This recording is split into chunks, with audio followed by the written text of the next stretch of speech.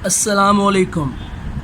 Easy view हाजिर है आज MGT 101 फाइनेंशियल अकाउंटिंग के चैप्टर नंबर 3 के साथ। आज हम ये चैप्टर सारे का सारा कंप्लीट करेंगे इंशाल्लाह। चैप्टर स्टार्ट करने से पहले आपसे रिक्वेस्ट है, अगर आप इस चैनल पर नए हैं तो इस चैनल को सब्सक्राइब करें। अगर आपको वीडियो की समझ आती है, पसंद आती है तो इसको लाइक भी करें और शेयर भी करें। तो आइए चलते हैं, चैप्टर स्टार्ट करते हैं। सबसे पहले इस चैप्टर में है जी rules of debit and credit. हम अपनी पिछली वीडियो में इसको काफ़ी सारा डिस्कस कर चुके हैं। मैं फिर भी इस वीडियो में डिस्क्रिप्शन लिंक में डाल दूंगा, तो आप वहां से देख सकते हैं। इसके बाद है जी हम चैप्टर को इसके नेक्स्ट ये देखें, concept of debit and credit. हम इस पर बात कर चुके हैं। Debit left hand side, credit right hand side, लातीनी ज़ुबान के ये लफ्ज़ हैं। उसके बाद डेबिट ग्रुप और क्रेडिट ग्रुप भी हम बात कर चुके हैं। एसेट एक्सपेंस डेबिट होते हैं हमेशा बढ़ने पे, ठीक है। जब आप ग्रुप की बात करेंगे तो आपने इसका इंक्रीज़ वाला रूल याद रखना है। नेचर ऑफ अकाउंट की जब भी बात आए आपने इंक्रीज़ वाला रूल याद रखना है। इस पर हम फर्दर बात करेंगे भी। इसके बाद है जी types of account. Types of account भी आप पढ़ चुके हो, मैं दोबारा रिपीट भी करता हूँ। लायबिलिटी इनकम एक्सपेंस के हवाले से ये पर्सनल अकाउंट जिसमें किसी बंदे का नाम आता है, यानी जो डेटर और क्रेडिटर होते हैं वो पर्सनल अकाउंट होते हैं जिसमें किसी बंदे के पर्सनली डीलिंग की जाती है। वो चाहे बंदा हो, चाहे इंस्टीट्यूट हो, या किसी बिजनेस से आप डीलिंग कर रहे हैं, वो सारे वो क्या हैं पर्सनल अकाउंट है। इसके बाद है रियल अकाउंट।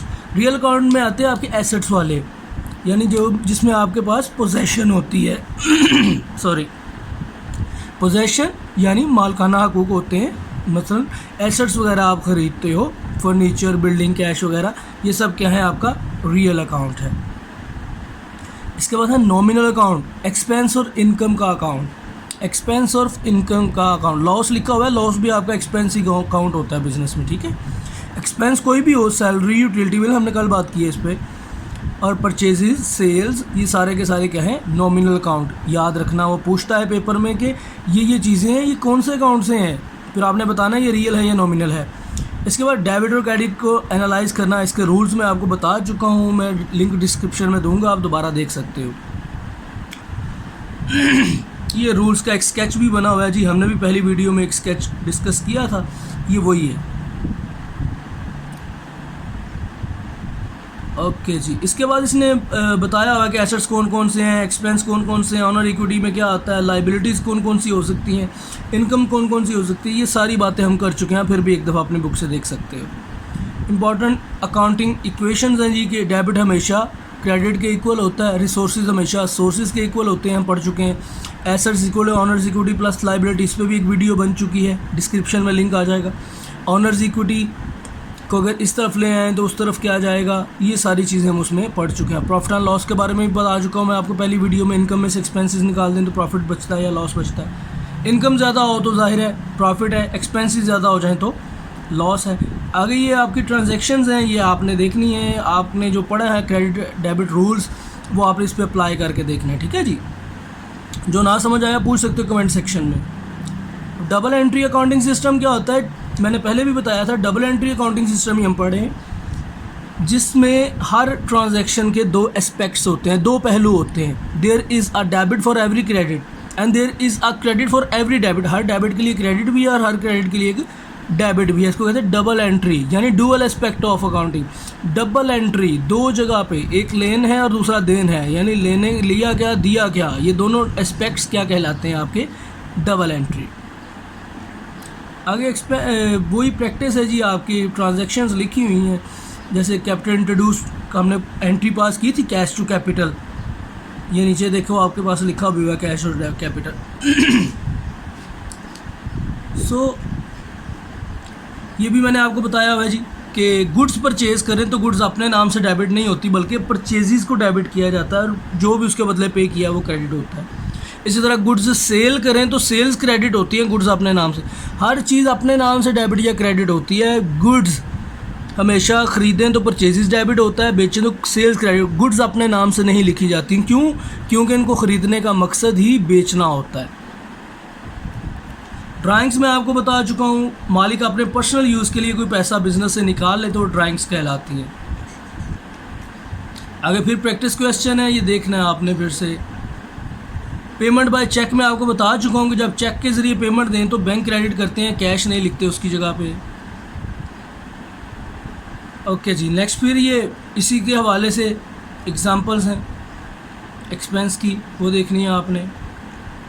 ये सारी चीज़ें मैं आपको बता चुका हूँ, ठीक है। इसके बाद वाउचर के बारे में हम बात कर चुके हैं जब हमने अकाउंटिंग साइकिल पढ़ा है, उसका लिंक भी डिस्क्रिप्शन में दे दूँगा।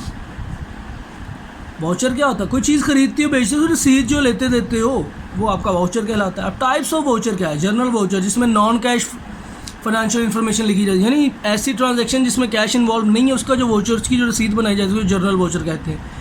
पेटी कैश रिसीट वाउचर, जो भी रिसीव करना है, जो हमने रिसीव करना है उसके लिए जो वाउचर बनेगा रिसीट वाउचर है।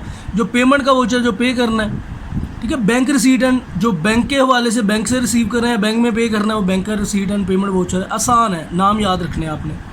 गिफ्ट वाउचर, वो गिफ्ट देने के लिए जो आप वाउचर बनाए, कंपनी अक्सर आपने देखा है ख़ास तौर पे ये जो फूड पांडा यूज़ करते हैं लोग पाकिस्तान में फ्रिक्वेंटली, उनको पता है वाउचर्स मिलते हैं, मतलब वो गिफ्ट के वाउचर होते हैं कि डिस्काउंट पे या फ्री में वो कोई चीज़ आपको प्रोवाइड कर रही होती है, कंपनी ऑफ़र कर रही होती है। आगे जी फिर से प्रैक्टिस क्वेश्चन है, वो देखने हैं आपने, देखा भी करो, इम्पोर्टेंट है, इसमें से पेपर आता है। अब सेल्स कहाँ से मिलती है, उसका सोर्स डॉक्यूमेंट क्या होता है, सेल्स का पता कहाँ से चलता है। एक इनवॉइस भी होती है जहाँ से पता चलता है against sales of goods and services on account. अगर आप उधार पे कोई चीज़ खरीदते बेचते हैं तो उसके लिए आप एक इनवॉइस भी बेचते हो खरीदने वाले को, भाई ये देखो ये तुमने चीज़ खरीदी है और तुमने इसके पैसे नहीं दिए, लिहाजा आपने इसके पैसे देने हैं। इसको कहते हैं सेल्स का सोर्स डॉक्यूमेंट, ठीक है, इनवॉइस ही होती है। ये आपने देखने हैं।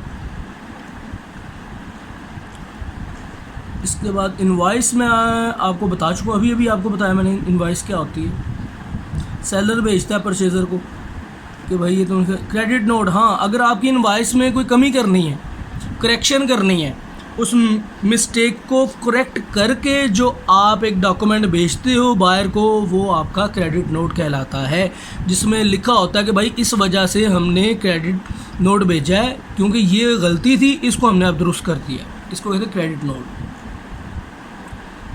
Recording in the books of accounts यानी अकाउंटिंग की मैंने आपको बताया हुआ है एक सारा procedure.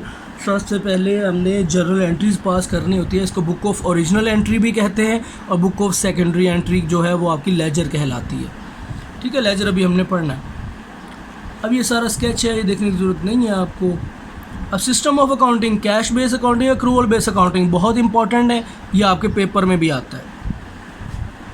Cash base accounting system कहता है कि रिकॉर्डिंग तब करो किसी ट्रांजैक्शन की जब आपको कैश रिसीव हो या पे हो, लेकिन अक्रूवल बेस अकाउंटिंग कहता है कि आपने ट्रांजैक्शन की रिकॉर्डिंग कर देनी है चाहे कैश रिसीव हुआ या नहीं हुआ।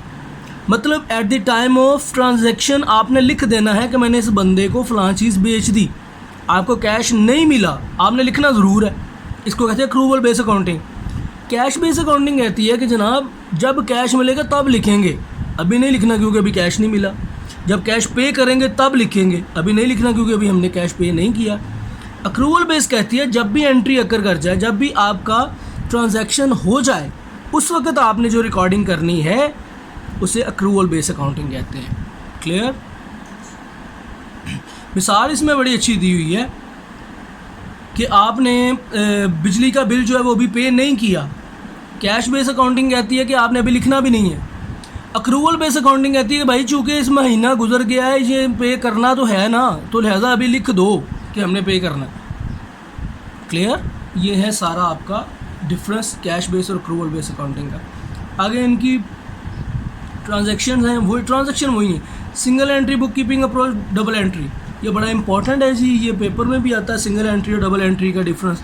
सिंगल एंट्री यानी किसी भी एंट्री का एक एस्पेक्ट रिकॉर्ड किया जाता है। डबल एंट्री में दोनों किए जाते हैं, यानी डबल एंट्री में हम पहले बात कर चुके हैं, डेबिट भी होता है क्रेडिट भी होता है। सिंगल एंट्री में सिर्फ क्या होता है कि सिर्फ एक एस्पेक्ट रिकॉर्ड किया जाता है। कैश आया, कहाँ से आया ये कोई पता नहीं, कैश दिया ये कोई पता नहीं कहाँ दिया, यानी सिंगल एंट्री डबल एंट्री में ये फ़र्क है, अपने नाम से जाहिर है। Single entry single aspect, double entry double aspect.